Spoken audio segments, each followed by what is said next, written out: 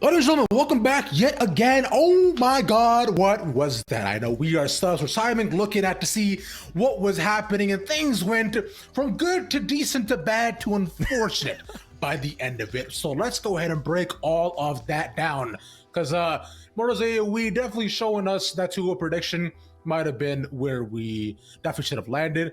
RMC, let's start off with you, man, because things so far in the beginning and even in the draft too were pretty solid for ISU.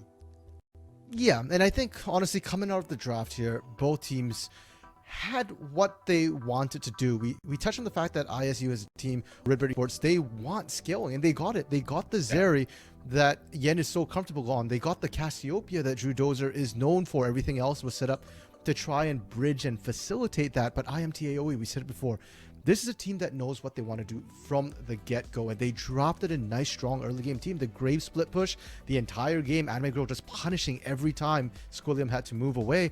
And the Olaf for Winston, it's not quite the Xinjiao, but it does pretty much the same thing. And Shochi, Swiss Army Knife Shochi here, the Seraphine looking really, really good. It's not a champion I associate with Shochi too much, but when you see the way the Seraphine's played, right, you'd have no problem believing that Shochi is a support mid laner if somebody told you that. I mean, to be fair, we're not necessarily associated champ with Shoshi because you got Swiss Army Knife for a reason, right? The fact that he can bring out from one champ to the next is just so impressive. And I absolutely love that too. Even as he got into the game, things seem to be going not too bad, right? If you look at the first dragon fight that we had coming out for us, things were interesting. ISU were off to a decent lead, and then they did the dragon. Things went bad. Yeah, I mean, ISU before that was actually doing pretty well considering how aggressively Winston was trying to punish and everything. Yeah. But the problem is that yes, they had the map control, they had the ability. Take it. The problem is you've got a Zeri as well. And you see from here, Yen Zeri doesn't do damage yet. You don't have your Trinity Force yet. And so, the Kasha's called it like a mosquito, annoying. And that was exactly what it was. It itched a little. It did absolutely nothing. And then IMTAOE just come in and say, hey, we've got equal numbers, which means we win this fight easy. We just roll in, we take Dragon, we take your names, we take, everything you've got in the bot side of the map. Indeed, yeah. And RBM, you and I were talking about this as well, right? Starting up the Dragon so early on a timer like that definitely did not prove fruitful for ISU, considering it just wasn't the right time, realistically. Yeah, it gets really sad for your jungler when you pull Drakes that early and they don't get to farm their camps into it. But Winston got to farm his whole camp, so he comes in a level up, completely like efficient pathing towards it, and then he wipes their team. So it's like at that point he was 2-0 and double the farm of Xin. It was like that's like a Xin nightmare. So. Yeah, it's I think, and I believe from the nightmare did unfortunately continue, because if you look at our next later play, right, because the game goes on towards the next dragon, and from there too, if you look at the third dragon fight here, RBM, things go from unfortunate to really sad. Yeah, I mean, this ended up being like a spot where ISU is actually winning here. They're trading off their mid tower, which is sad, and they're gonna lose the mid wave, which is also sad. But they at least get the Drake, and Winston runs it down. So it's like, this is like a dream situation while you're behind like this for this to happen. So Winston ints, and then you get the Drake. And if you just leave out at this play, this is completely fine. Like, you trade 1-for-1, you get the Drake, and you get to scale more because you just want to scale more. But instead, everyone got like a little too crazy. And then Drew Dozer flashes in, Gluten-Free Panic flashes in to do, I don't even know like what the intention. I think W into E, but that ended up killing our entire team. And now the game is completely doomed because we had to play one, and we decided to lose it. So instead, we need to slow the games down by a lot. Yeah, it's there definitely needs to be a small progression in terms of the leads that we're taking, right? And we've seen that does happen to the best of teams. I find ISU at that point, they definitely saw blood in their eyes. They were like, "Yeah, we got this. This is our fight," and then just a small misstep, and then things unfortunately did tumble from there. And then the tumbling from the RMC did not stop because Immortals AOE were just so far ahead. All they needed was one more fight to take it home. Yeah, I mean, it feels like IMTAOE just played around all their objectives, right? The first dragon that we saw, this third dragon. And of course, Baron, they did the exact same thing pretty much at Baron here. And it starts out at this point, that Winston used the Ragnarok to get out. And it looks like, okay, ISU, we can turn on this. We can take this. But if you look at the positioning of everybody here, ISU is actually not in a great position. They split up trying to do this. Drew Dozer ends up getting caught out, and from what should have been IMT AOE being split and being picked apart, the tables turn, and it's ISU who ends up split, getting picked apart here. Bad enough, you just need to abandon whoever gets caught, just completely disengage here. But they were actually lucky that they didn't lose more people at the back end of this. Most critically, they lost GFP. Baron's up, and without jungler, you just don't have a good way to contest that smite. Yeah, I think when you're losing one of your strongest players there, right, going past the game, things become so rough. And if you look at the damage graph here as well, there was a slow progression. There were small points that we see right around just that 5-minute mark where, ISU got the first blood, so things look good. But unfortunate toss, which I'm sure will need a tad bit of cleaning going into game number 2, but I do have complete faith. What I do also like is that my man of the graves did the most damage. He built a hull breaker. That item is broken. It's disgusting to see. But going to game 2, Peyton, we were talking a little bit about, how ISU doesn't need to overreach a ton either. But are there other points where you would say that, perhaps you can see cleaner gameplay from them too? Yeah, I mean, there's definitely a lot of cleaner gameplay needed on both sides. Like, even though this is a 23-minute stomp, there is a lot of really disgusting things on IMT AOE side as well. Like, Trevor Roy ran it down level 1, which is fine. We did the Herald after the top lane Krug play, which is super fine. Even though he had 6 camps up, I was fine with doing the Herald too. But we never actually placed it or made a play around it, and it didn't crash. But I did love the adaptation of the second Drake, where Gragas decided to TP early, and this is why the game became completely unplayable. Is he TP'd early and lost 2.5 waves to the top lane tower, and Graves got 2 plating solo. So now he's Thanos. He's completely unbeatable in the rest of the game in side lane. So I think there's a lot of things that need to be cleaned up on IMT AOE side, but in terms of ISU, slow the game down a lot, calm down, relax. The team seems really hard to beat, but I mean, if you're gonna run it down and try to fight them at everything, then it's gonna be really hard to win. So I would say play a lot slower, take things way more cautiously, allow yourself at least a chance to win the game, right? Maybe eventually this Olaf might run it down again. He just ran it down at this Drake. If you take that kill, trade it for your Gragas, that's already useless since you made him TP to the Drake for Drake 2. So but that's pretty much what we need to do. We need a lot of cleaner plays for both teams for sure. I don't disagree with you. RMC, some nicer words to these teams right now. Well, I don't know if it'll be nicer, but I do want to follow up on the point that RBM brought up about losing that many waves to the Graves as well. For Anime Girl, you saw the Graves, right? Odds are he's going Hullbreaker. I believe the Phage was already picked up at that point here. So the other thing you do have to keep in mind as well, you picked a tank in the top lane here. You aren't going to be able to match that split push from the Graves no matter what. So it's doubly worse when you're allowing them to pick up the Hullbreaker so early, then suddenly Squilliam just can't lane anymore whatsoever. The team no longer even has that option. And you're not going to build the Hullbreaker and Squilliam either to match. So the sooner that Hullbreaker comes through, the more unplayable that particular lane becomes. As RBM kind of mentioned for Redbird here, just play it a little bit slower, a little bit safer. And when I say slower and safer, it doesn't mean just sit to your lanes and don't do anything. Because I think a lot of the problem they had as well was Winston getting to invade over and over again and setting GFP so far behind. You can't sack your jungle like that. Sometimes your lanes have to take a bit of a hit to protect your jungle. I'm sure RBM will agree. He's a jungler himself. And there's also draft diff too. That's also coach diff. Don't make him blind Zins out into Winston, man. He'll just pick Olaf and your day is ruined. All right, gentlemen. You know what? I think I'm hearing a lot of good things here from both of y'all, bro. That was phenomenal to see. So I think the word of the day for me for this next game is going to be precognitive proactivity. Know what you're doing, but do it smartly. That's where I'm at with this. The PPs, precognitive proactivity. Y'all go ahead and write that down. I will throw it over to our casters who are precognitive themselves for game number 2. Let's get it, guys. Don't worry, Ravish. I took that note. I got it down. I got my lesson of the day. My word of the day were great here. And now we are ready for game number 2. Immortals AOE versus Redbird Esports. And with the way that shaped up in number 1, especially RBM, please lower the gas a little bit. The flame right there, my goodness, man. Yeah, I think we're planning on being a little bit nicer to the players here on the cast than RBM was. But you know what? He's turning up the heat. It's probably for the best. It's pretty cold outside here in Michigan, so I could use some flames over here. Maybe not that much. All right, so that first game that went underway, quite the stomp. It definitely wasn't perfect, as the analyst test is broken down, but now getting into this next one, you know, with the way the draft shaped up at the first state, it did feel like ISU were purposely going for that type of thing, but the part that kind of hurt the most, I feel like, was that pinch onto Drew Dozer in the second phase of the draft.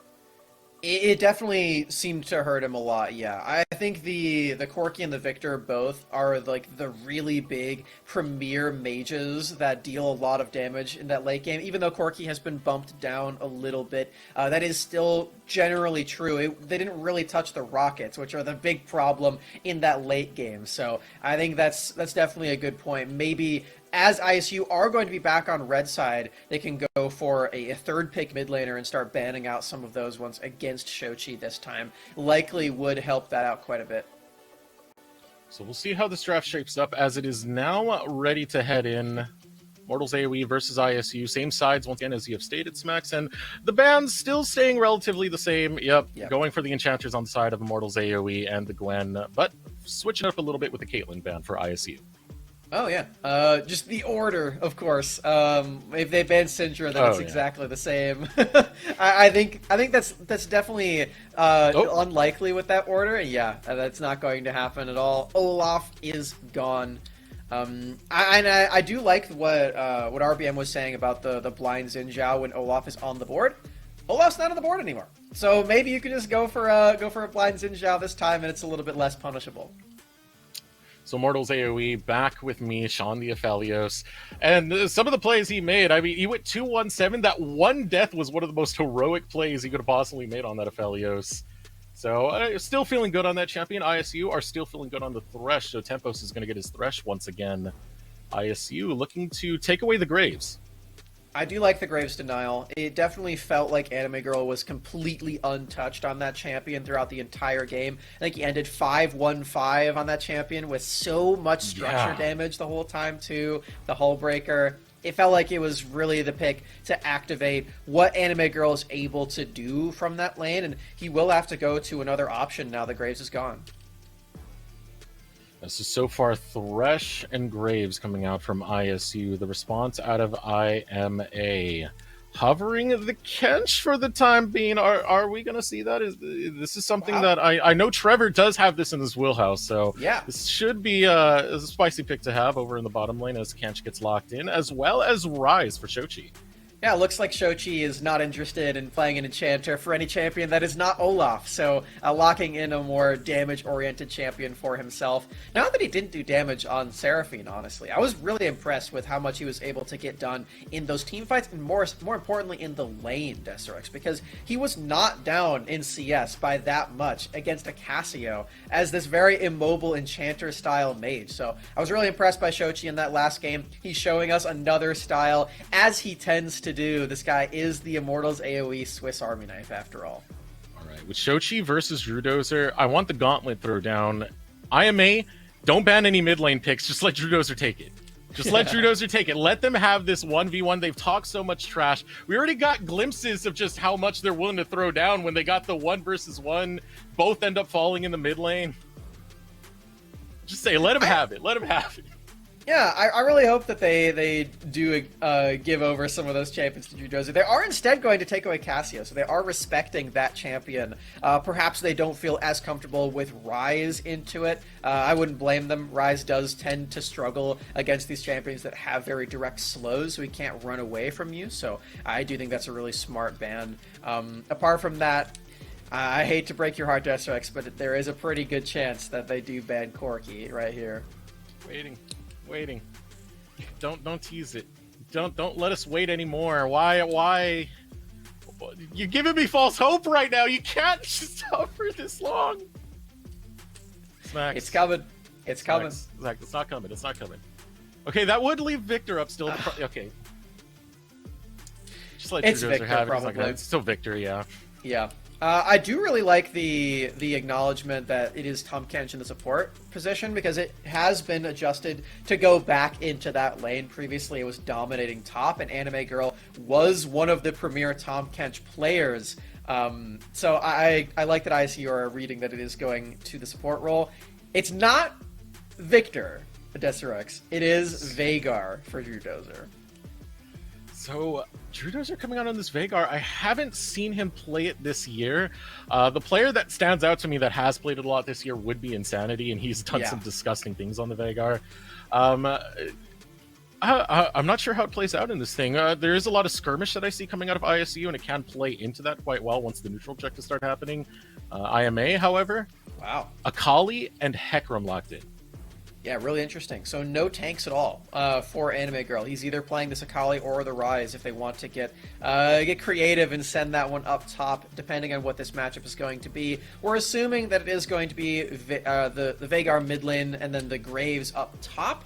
And ISU still waiting on what their jungler is for counterpick into this Hecarim, a very farm-heavy champion, very similar to what Olaf was, but more late-game oriented for Immortals AOE. It's going to be still a carry force for Winston, you have to imagine, as it is going to be the Xin Zhao again for Gluten Free Panda. Interesting. So yeah, Xin Zhao locked in over on the side of ISU, be paired with Drew Dozer on the Veigar. I'm curious to see how aggressive Shochi would play into this. He has been one of the more flexible players. You know, we used to know him a little bit more on that carry role for the 80 mids he's been playing, as he's been putting in a lot of these a lot of these more aggressive control mages. He's been shaping up well, and doing this into Drew Dozer's Veigar. Honestly, like this could be a gauntlet right here, Smacks. This could be the gauntlet I was looking for. I might not get the Corki, but I might get a little bit of a throwdown in the control mage battle. Yeah, it is a lot of zone threat, just like the Cassiopeia was this time with Event Horizon. Hopefully will actually lead to Yen getting in range and applying a lot more of that Zeri damage that we know and love. That we've seen a lot in those clips that we've been mentioning before. Albeit nerfed, I think this champion still does do a lot of that damage if you let her. And something that's really good in this matchup, it interacts very favorably with two of these champions. One being Tom Kench. If he ever pops that shield, Zeri will steal that with her passive. She will yoink that one away from you and make it her own shield. Also, even though Akali is going to be in stealth, her Zeri's auto attack is a skill shot, and you can actually still hit her while she's in the Twilight Shroud. So those are some good things to remind ourselves of once we get into the team fights. For IMA, I see some disgusting level dives that can happen. I was talking about it in the last game, but it's even more so now when you have the Onslaught of Shadows Abyssal Voyage. The amount of mobility you have to get around the map for IMA. And with what we saw in game number 1, this has me very scared for ISU. If they can establish that level of control and set up dives, set up aggressive plays, IMA can sweep this quite easily. Especially mid lane too. In the early game, Drew Dozer's going to have to be really careful where he actually places Event Horizon. Winston on this Hecarim, he can get creative with it. He can go around wherever you drop that one. You're going to have to place it very defensively, probably around your turret, so you can walk through it, and Winston can't actually knock you away with his charge. So for Drew Dozer, he's going to need to be very, very careful of that one. If he gets locked down with the Rune Prison into all of the Hecarim damage, this Yordle is not going to last very long. And this has potential to be such a bloody game, Smacks. With all the picks I've seen, with a little bit of the intensity of Engage, with kind of the lack of frontline that we have for this game, I'm expecting it to be a bloody game. But who do you think a bloody game really favors if we do get into those stages where we're having double-digit KDAs, not KDAs, kill lines, 20 minutes into this game? I can't help but to feel that some of this would benefit ISU, as they do have that Veigar pick when you are able to scale up later and later into the game, get those stacks going. You can be that late game monster where just one Event Horizon, one Primordial Burst, and anyone on the opposite side is down. Redbird really do need that to happen in this one, as they're on their last leg in this series. For my money, though, Desrex, if we do get into those really bloody situations in these games, depends on whether or not Anime Girl is a part of it. Because if Akali is getting all of these kills, if Akali is participating in all of this, then you know that Immortals AOE are doing something right. She is a team-fighting legend in League of Legends. A very fitting title. And I'm pretty scared of this Akali if I'm Redbird for sure. And again, Akali played by Anime Girl, someone who has had phenomenal growth within the 2021 season, now styling up to Immortals AOE, being developed here and still showing off a lot of that prowess, a lot of that power. We tested quite a bit against Squillion in this Graves versus Akali matchup. Is now coming into his own jungle. Will be Shochi, realizing that Drew Dozer is just stalking around, seeing what he can find, seeing what he can fish for. This is really interesting. With this sweeper that Trevor used in that Baron, or the bot lane, excuse me, coming from Wild Rift weekend, the ward that he killed actually did go to Shochi, so he does get a little bit of an experience advantage in this lane against Drew Dozer, potentially giving him some more power when a Hecarim comes charging into this lane. We'll have to keep an eye on that one if it does actually pan out the way that it very well could for Shochi. Shochi on the rise. His most played champion for the open qualifiers. Again, he's been that flexible player. He's been doing well. Looking at the question of the day. Internet sucks. How did you come up with your summoner name? That's Squillion over there in the top lane, by the way. Disconnector, same person. His original IGN until he did the Squillium change. Yeah, I want to know how he came up with Squillium. That's what I'm curious about. We gotta have him retake the test. Feels like what the answer is there. I don't know, William and Squidward. That's all I can imagine. That's all I think of when I hear that name. I really don't know. Yeah, like is William his real name? And like, is Squidward his favorite character? I don't know. Getting engaged. Oh, looking to come in now. Trying to find it, but Yen falls to about half health. Can't really jump too much deeper. Trevor gets knocked up by the 3-talon strike. Jumping in is going to be Yen. Gets the first blood for Redbird Esports. Man, unfortunate timing there for Trevor as he tries desperately to get a 2v2 advantage, but Gluten-Free Panda pulled the reverse sweep, or the Uno reverse card against Winston. Red buff into bottom lane, the classic gank for Immortals AOE. It's used against them, and they actually fall victim to it. Got it onto Yen. Yen, who is boasting so much about this area and how good he's been on this area. Let's take another look at how that played out in the grand scheme. We get to see Trevor. He is completely swept out, so they don't know for certain that this is coming until it actually happens. Unfortunately for Trevor, Yen moves very far to the left and actually completely avoids that. And even though Trevor is in the middle of everything and does land a tongue lash, it's not enough damage while you are trying to retreat. And you definitely don't want Meech to die in this instance, because he definitely needs to stay in lane and soak up the experience, even though Trevor falls to first blood. Now Shochi delivering it to Drew Dozer underneath his tower, really applying this pressure here. Drew Dozer was able to get the earlier recall, has his tier finished at the current state, but shoved so deep here, it is going to enable Winston to freely go for these very risky, normally risky counter jungling moments, because Shochi can just free up, walk on over, make GFP's day a living hell, and that's exactly what he's going to choose. Shochi will take him down, but it's a jungler for jungler as Drew Dozer is able to get one on the back end. Now here comes Swilliam going right after Shochi. Sub 150 now. One more buckshot should be able to finish him off. Swilliam gets the kill. No way to escape the red buff Graves after that one as he picks up 2 for the top laner of Redbird. Disaster for Anime Girl now as he is against a double buff Graves with 2 extra kills. Is not what he wanted to see when he's going to come back to this lane as Shochi and Winston get punished heavily for their aggression. Production's laying into me right now because I don't know fancy Squidward is Squilliam. But now I got a source, and I can be happy about this. I did not know that either. So I guess, well, we were right on the SpongeBob things. Trevor. Oh, Trevor getting caught out. It will be a trade support for support going after Meech. Not in range will be N. GFP not having the audacious charge. 3-talon strike will back off. Happy to take the trade. It's 2 kills for both marksmen, honestly, for Redbird. That is Very scary, although the trade a lot better for Immortals AOE in the bottom lane this time around, as Meech actually does participate in all of the killings done. And, you know, speaking of killing, it's feeling like your prediction for how much there would be in this game is coming to fruition at this point. More kills than minutes at this point. I'm a bit worried for the scaling. Oh, here we go. Looking for more kills now. Abyssal Voyage pops up. Trevor not getting the right angle. Gets locked up in the baby cage for a little bit. Walks out without issue. Tempos will not land the death sentence, but still looking for more in this mid lane. Winston trying to set up around that cooldown of Event Horizon. Yeah, and I do really like that setup. Immortals AOE, this is exactly what I was hoping to see them pilot in this lane against Drew Dozer as the scaling champion as Trevor. That's not where you want to be. The death sentence is going to land this time. Trevor drops. Tempos will grab the kill. GFP Scumbag support won't be able to cash in on that one, but now going to leash up the Drake. Still have Winston towards the spot side. Even the River King can fall victim to that one as... Oh, ulting on top. Wow. Wow.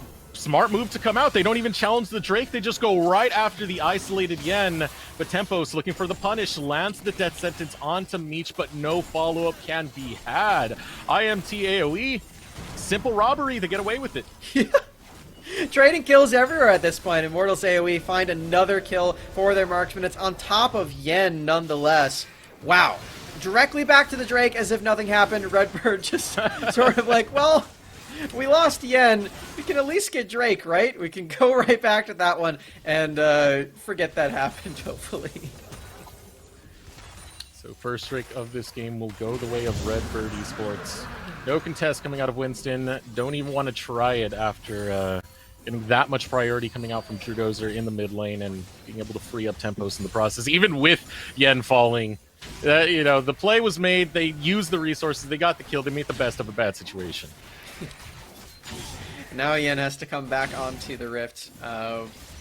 With a bunch of items, honestly, Sheen is a really big power spike for Zeri, so can continue fighting in this lane. You know, Meech has all of these chakrams. That is the perfect combination to take some turret damage by yourself, by the way. Winston this right here, flashing away. Winston goes deep, but he doesn't get the knockback. Now Squilliam gets locked in. Onslaught of Shadows, knock up onto Winston. Trevor joins. Anime Girl dives deep and takes down GFB. Squilliam watching his ally fall. IMT owning the jungle of the top side of Redbird Esports. Gluten-free Panda, again, cannot keep pace in the jungle against his counterpart. Winston doubling the CS in the early game, yet again, moving back over to the first Rift Herald at 8 minutes, taking a Scuttle Crab on his way, and this is going to be yet another major jungle gap that has to be considered for Redbird moving forward. They have the utility of Xin Zhao, but Winston's carry potential is there again. That threat of the Event Horizon. I gotta admit, I gasp sometimes when I just seen Event Horizon go down because I don't realize what stage of the game Vagar's at. You know, Drew Dozer not at that lethal stage yet. You know, it just has the Lost Chapter, and Tier Dun does have the Predator boots. Let's take another look at the plays happening earlier. Let's look up top as we see Winston just taking an adventure underneath these turrets. Feels like this is the exact same setting that we saw them adventure through with all of this again. Between these top lane turrets is exactly where Winston and Anime Girl want to be as we get to see in full motion all of these kills picked up for Immortals AOE. Actually, as we come out of the replay, they didn't go for Rift Herald. Oh, Shochi gets locked up. GFP going after Shochi, but the flash away. Shochi able to survive. Doesn't have the max timer on the Event Horizon yet, so not too long on the stun. Gives Shochi a fighting chance to escape. I really like that Shochi picked up in very early Mercury treads. It helps tremendously against that Event Horizon for Drew Dozer. And we have actually seen it a few times. Drew Dozer not quite ready for the very limited amount of stun time he gets. Ooh, good cleanse. Ooh. Good attempt there with the box and death sentence, but better cleanse coming out from Meech. You can see the setup coming out from GFB, who's just waiting in the wings for that death sentence to follow. EFP is trying to stop that Meech win condition from happening, even more so than last game. He is staying bottom lane at his own detriment in terms of the jungle camps. And through this, it does look like Squilliam is just trying to take all of the camps for himself too. Just adventuring in, maybe taking these Krugs away and not really wanting to fight Anime Girl, who, if my eyes don't deceive me, has a couple of turret plates? Maybe the screen is just too small and it's a 5 and not a 3. In deep is Winston, doesn't realize he's getting pincered here. Squilliam jumps in. Anime Girl's on the side. It's going to be a 2 versus 3, but that's going to be equalized by a Realm Warp as Shochi jumps in. Abyssal Voyage over the wall. Now it's IMT who is in the driver's seat. Shochi takes down GFP. Drudozer forced to run away. IMT very aggressive as they continue the play onto Squilliam, taking him down underneath his own tower. Another Event Horizon follows, but it's not going to lock down Anime Girl. IMT pressing the momentum here, trying to set up a dive as Meech. No way! The 1v2 onto Yen, will not get it though. Tempo's just barely able to take down Meech in time. Man, even through exhaust, that was so close to killing Yen, but a very, very well-timed defensive summoner spell did not advances, and Meech gets punished for his aggression yet again in this lane. Does feel like Redbird Esports are pulling ahead every single time in this bot lane 2v2. You gotta give them a lot of credit. On the other side of the rift though, Deserex, they are not so lucky. Immortals AOE play to Anime Girl for what feels like the first time ever, and it's really paying off. Oh, Redbird Esports, 2K behind now, 11 minutes into this game, almost 12 minutes in. We've got 2 minutes left with those tower plates being on the board. A plate taken in the mid lane, in the top lane, in the bot lane for IMT AOE, able to really cash in. Still waiting to get more with the Rift Out as the play goes on into the mid lane. There is a Primordial Burst, so easy. Taking down that kill, getting that priority at a time where the Drake is just spawning. Big old Fury Horn to the face will shut down Shochi through the Event Horizon. You can see that even though he does have all this tenacity, he doesn't actually want to get stunned by it and stay in the same location. So will be locked in all the same. The zone threat that Event Horizon provides can't be shortened by tenacity. It stays up no matter if you like it or not. Oh boy. Ooh, aggressive engage out of Winston. Anime Girl follows suit. Shelly crashes into the tower, cashing in on some of those plays, but Anime Girl doesn't drop the aggro. Falls low. Squilliam now has the upper hand. That burst damage to the grave can be so devastating as Winston tries to pick his time to walk out. Will cross the street as he looks both ways and finds his timing. Anime Girl finds the shuriken flip, but it's onto a minion, the savior there for Squilliam up there in the top lane, 1 versus 2, surviving the onslaught through the ghost as well. Winston was going so fast right there, but not quite fast enough to take down Squilliam in that exchange. Hullbreaker a little too strong, it turns out. Winston is just speed. That's it. Winston is pure speed. He was doing it earlier on the Olaf where he was just Ragnarocking across the plays. Now Onslaught of Shadows across the rift from one end to another. He is pure speed. That's what he's about in the game of League of Legends. Hecarim even faster than Olaf before. Turbo Chem Tank too! Look how fast he's gonna go! That was only the beginning, Deserex. He's going all the movement speed items. I see that Ruby Crystal. That's surely going to be a dead man's plate, right? He's gonna be even faster. It's going to be warp speed Hecarim. Coming for your dives, coming for your back lane, coming for Yen. I hope that Trevor buys a Shurelya's too, just to, like, fully commit to this. Well, ill-advised on Tom Kench, but would be good for the meme. Immortals AOE are setting up in this bottom side, potentially looking for some of these jungle camps. There's not really anything else to play for here apart from just scaring Tempos and Yen away, potentially getting Meech more turret damage on his Aphelios. Does have red-white, so lots of damage to be had. Trying to go for an engage will be Tempos. Event Horizon onto Trevor, who goes golden. Now Drudozer in a rough spot. Has to get away with the Lantern. Tries to go on the far end. Will be able to find an escape, but locked down will be Tempos. Locked down is Winston too, but Tempos falls. Meech gets the kill, and the Devourer is going to keep Winston alive. Another one fallen, making it a 1-for-1 trade as Anime Girl falls victim to Yen. Winston so low. Yen looking for more, finds more than he wanted as 3 members of IMT AOE destroy destroy him. Now Trudeauzer playing with fire here as Trevor jumps in, falls low, GFP takes him down. There's the baby cage, locks down Meech, but the cleanse is in time. Winston looks for more, but he gets a primordial burst right in the face as Trudeauzer demolishes him. Now the two carries of IMT AOE forced to walk away on a questionable trade in that last team fight. Still looking for more though, we're not done just yet. Trudeauzer tries to get the dark matter on the Shochi. Shochi will just walk away.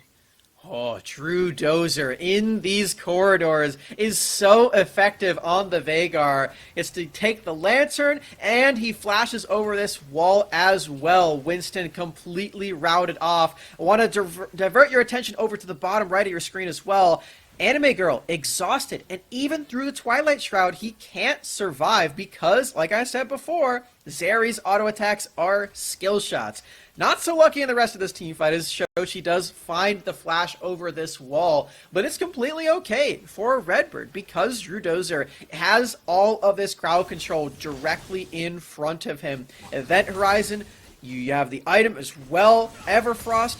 You cannot get past all of this. Very nicely done by the mid laner of ISU. And this is going to be some scary stuff right now because Trudeauzer is scaling up, and you can see the question of the day right there. Do you have rivals? We've hyped it up so much. Shochi versus Trudeauzer. We talked about how Trudeauzer works so well when he's on a scaling champion. Veigar, no better. See if he can take down his rival in this game and even up the series also while doing it. His team would definitely greatly appreciate that, I'm sure.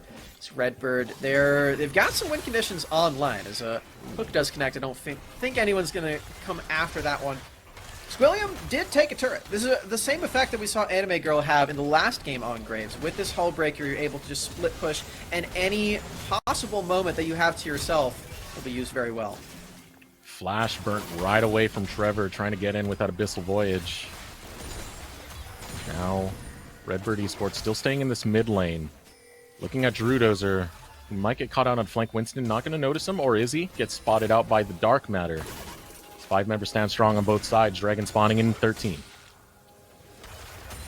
No flash on the main tank as well. Doesn't need it. Onslaught of shadows onto Trudeauzer. Shochi takes him down. IMT AOE fined too early, but the retaliation is there. Squilliam is able to get one on the back end, but GFP is fed to the wolves. Shochi will grab another and walk out by the skin of his teeth. Immortals AOE take the team fight win, and they're going to be rewarded with a Drake as well. Oh man, it was just too close for Shochi to survive, but survive he does all the same. Redbird come up empty-handed. They give over this Drake, and Immortals AOE shut down the Drake Soul win condition. Eventually, as Winston's going to take this one with all of his Hecarim damage. He's going to the tank build, so give him some extra time, everybody. He's got it. Meech dealing so much damage on Aphelios this game, and pretty much every game that we see this guy, his team fighting is sublime. And Winston with the right targeting on top of that, going right after Trudeauzer, not being scared of how much damage he's been able to build up. It doesn't matter if you take him down. There's a pretty good chance you're just going to take the team fight. I love Immortals AOE in the team fights. It's a bit different than what I'm used to, so it's a bit of a different flavor as Anime Girl's not playing a tank. Still in the front lines and still getting things done on this Akali. I've really appreciated the way that he has played this game. He's had some stray shuriken flips that have landed onto minions, unfortunately, but he's playing his job very well in this game, and even despite not being a tank, I'm appreciating Anime Girl in all of these fights for sure. Now Redbird Esports starting to set up around this Rift Herald, giving more respect over to IMT AOE, who get control of the area right away. The Scuttle Crab was picked up by Redbird, so they are going to be aware of this, but having to put some respect towards the mid lane. Not really willing to challenge IMT AOE at this stage. Relayed second Rift Herald, too. It's a couple of seconds before the Baron would have devoured it, so Immortals AOE taking that time, securing yet another objective, and hopefully, for Immortals, they can actually use this to break open this mid lane turret, which has been a thorn in their side this entire time. Trudeauzer defending it with his life. only has to die the one time, but you can see the entirety of Redbirds is here making sure this objective does not fall. It would lead to the end, the beginning of the end, I should say, as we saw in the previous game. As soon as those mid lane turrets fall, it's really, really hard to keep control of your jungle camps and thus all of the resources for your team.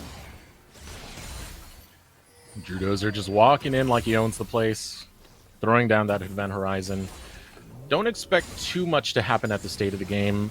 A play to be made for Immortals AOE around Rift Herald whenever they want to play that, but we still got 2 minutes 50 seconds before the next Drake is on the map. Will be a Mountain Drake. Redbird Esports can't help but to feel like they would love that Drake soul to set up that win condition. They are going to start applying pressure both in this mid lane, this bot lane. You got the split push coming out of Yen towards the top side, who's trying to get a wave going.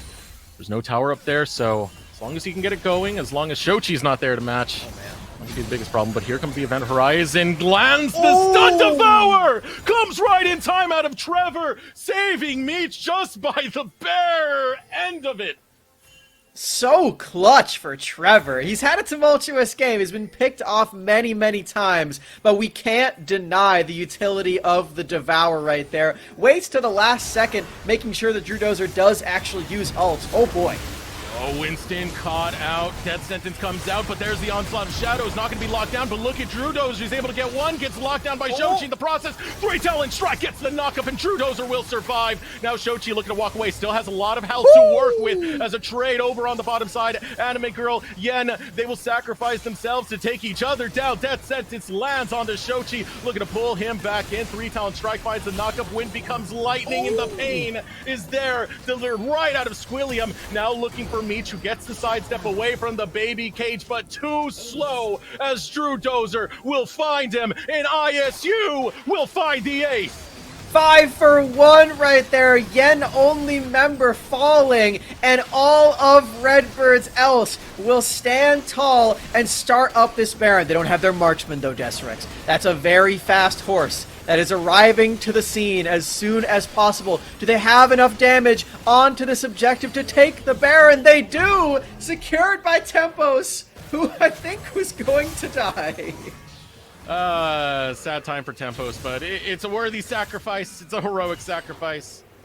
He falls, so his teammates may live. But let's take another look at that fight, because ISU on the back end still managed to get the better end of it.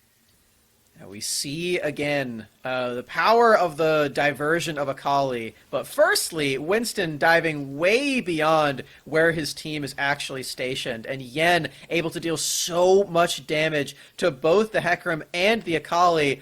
Not before going down, of course. It is Anime Girl who does, luckily for Immortals, find the marksman in the end. The rest of this team fight is the difference maker of the front line staying alive for one team and dying for the other. Meech and Shochi try desperately to stay in this fight and take up some stragglers. With the teleport from Drew Dozer and all of the utility from Tempos, it's just too difficult. The response now coming out of IMT AOE. They try and get a flank onto Redbird Esports. Not going to be found. Turret picked up by Redbird. Immortals AOE now have the inside track onto the Drake, but they've also locked down Anime Girl. The Shroud going to provide some safety. Anime Girl gets out alive and okay, but Yen is now on the hunt, going right after Winston. Jumping over the wall will be Anime Girl. Looks for Yen, gets a good chunk of damage in, but the Lantern will keep Yen safe. Now IMT AOE starting to walk away from this one, forfeiting the soul point. They can't get through that event horizon. They already used their main flank tool of Anime Girl's ultimate. They can't do anything to Yen at this point. He's so bulky with this build, and he's going to get even bulkier as soon as that Titanic Hydra is complete as well. Desrex, are we getting to a game 3 at this point? I feel like it's coming as soon as possible. Shades of Winthrop versus IMT AOE from the first circuit qualifiers, Max. This is collegiate kryptonite right here for IMT AOE. They're having some struggles trying to do battle against what was one of the lower seeds to get into this. And while we mentioned that Winston is playing this late game Hecarim, he actually did go for a full tank build too. So that is one scaling aspect of this game. Isn't quite as big as we thought it would be. Ooh, the lockdown onto Squilliam. Abyssal Voyage, 4 members surrounding Squilliam. He gets a good chunk of damage in before going down. Drew Dozer returns fire. 1-for-1 trade. Out comes the Event Horizon. They lock down Shochi in it. Shochi tried to find the escape. Tempos finds him.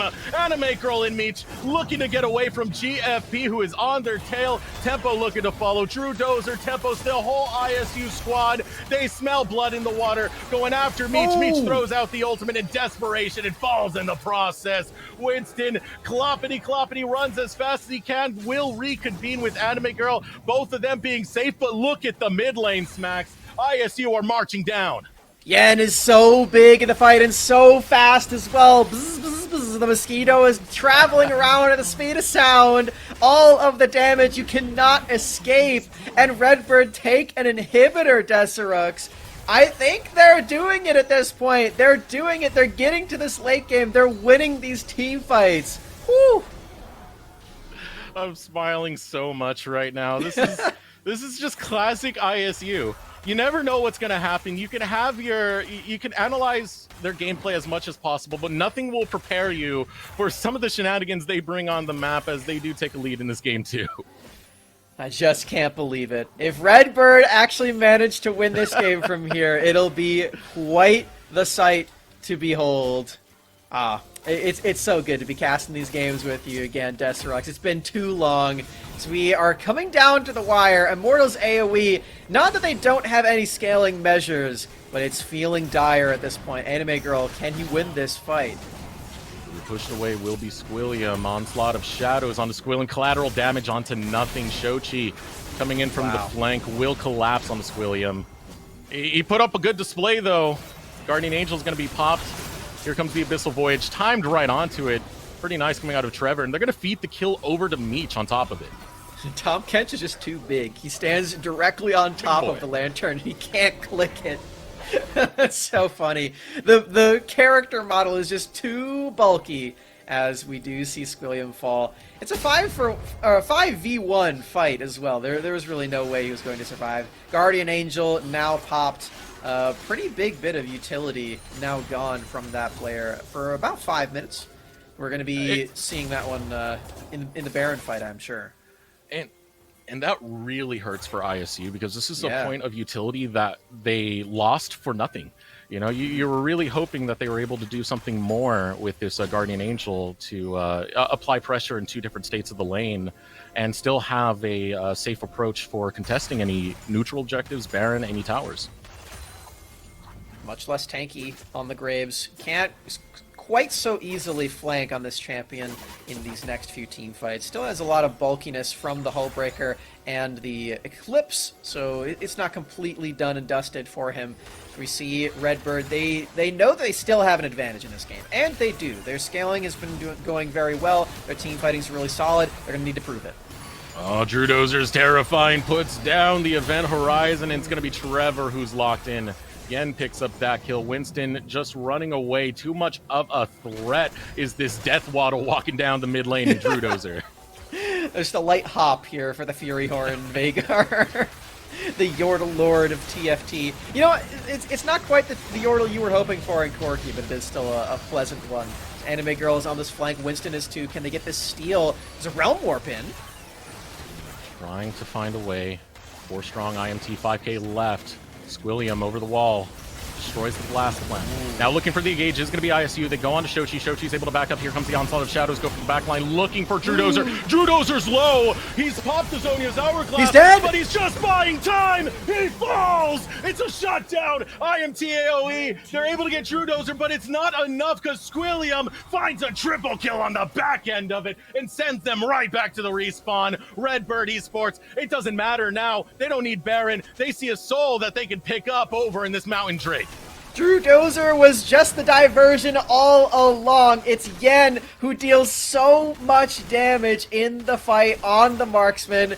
Just received like 7 nerfs or something on this champion, but it's making it look good as new. Yen in the team fights is just too clutch, and we thought that shield was big before. Now there's a Mountain Soul for Redbird to bolster that scaling even further.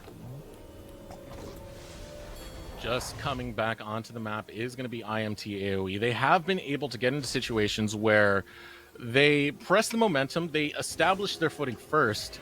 It's just Redbird, man. They are a tricky team to read. They're a tricky team to match. You don't know what they're going to do. And at this stage of the game, they're literally just running it down. They're saying, hey, Drudozer, go in. Event Horizon, anyone. The rest of us will back you up, and we will get kills, brother. Don't worry. It's working so far. Drew Dozer's got to have a lot of faith in his team after this one. 30 minutes in, they're going right back to this Baron. Redbird have the Mountain Soul. You have to imagine that's going to be enough to win them these team fights outright, unless Immortals get really creative with it. You can see them start to attempt this. They've got Anime Girl up in that tri-brush just above the Baron pit, and Winston in a very creative brush also. That ward spots it for just a brief amount of time. Can they actually get in? Oh, look at Drudozer go so fast, trying to cut off Winston. There's the death sentence, and now the engage of IMT AME. AOE is looking for more. Meech gets a good amount of splash damage onto the back line, but he's falling lower and lower, and the Crescent Guard, GFP's there, the knockup is found. Only one remains in Shochi. Shochi's doing battle, though. He'll take down 2 in the process, but that's a triple kill going over to Yen, and that is ISU marching down the mid lane. They've got 3 minions to their name. They can take that inhibitor and hopefully for them conclude this game and take us to that 3rd game in the series. What a way to start off the tournament right now, Deserex, as they will have enough time to do this. Yen's team fighting on Zeri is just too good. You gotta be kidding, Spax. We're going to a game 3. What a wild way to take it. Immortals AOE, the 2nd seed, getting taken to a series by Redbird Esports at 15. Oh, I don't know if anybody expected this outcome at this point. Even the biggest believers in Redbird had to acknowledge that this was very unlikely. Immortals are such a daunting opponent, especially in that early game. But they took it to them at that stage, and they thrived in the moments that we know they thrive in. Those late game team fights. It's Drew Dozer, it's Yen, putting the team on their backs and carrying them to victory. You can't let them scale. You can't let ISU scale because you don't know what's going to happen once they're able to get their champions online. Drew Dozer on the Vigar, Yen on the Zeri. They had phenomenal performances in that one, doing just the most aggressive engages, making Vigar pretty much look like the Hecarim that Winston was playing, running in with that Death Waddle. The engage just being the event horizon, but it's all that ISU needed. It's all the distraction, it's all the crowd control to get the rest of ISU deep into that team fight and ripping apart the backline, finding Meech, finding those priority targets. It was spicy play to see out of ISU, and it is a hell of a way to make this a series, Max. It definitely is a series at this point. Redbird, they've brought it to us. They've brought it to Immortals AOE in those late game team fights. We saw them do this against Wildcard in the open qualifier. They knocked them out to get to this stage. It's up to them to continue that momentum at this point, Deserex. How far can they actually take this at this point? Do they actually qualify for the top 8? Do they actually beat Immortals AOE? I can't wait to find out. I can't wait to find out, and I know our desk is dying to get at this. I know RBM is dying to get at this one. So we're going to throw it over to a short break. When we return, we'll get right to the analyst desk and Ravish. You guys can take it away. We'll be right back.